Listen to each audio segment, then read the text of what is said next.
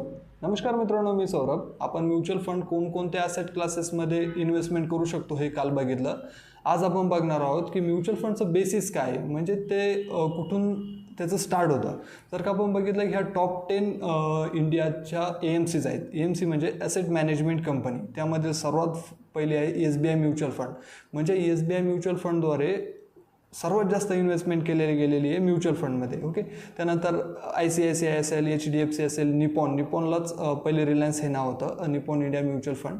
तर अशा पद्धतीच्या ह्या टॉप 10 म्युच्युअल फंड कंपनीज आहे. आता याद्वारे एक स्कीम काढल्या जाते. जर का आपण बघितलं ते ॲक्सिस म्युच्युअल फंडचं मी ब्राउचर घेऊन आलेलो आहे. यामध्ये ह्या अशा पद्धतीच्या स्कीम असतात. ओके, फर्स्ट आहे Axis blue chip fund, Axis focus 25 fund, ELSS tax saver fund, growth opportunities fund.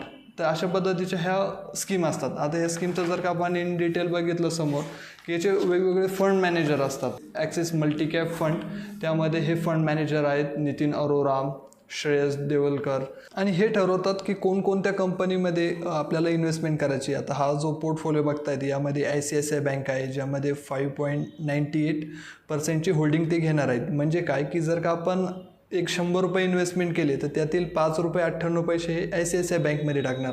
तर अशा पद्धतीने हे पोर्टफोलिओ बनवतात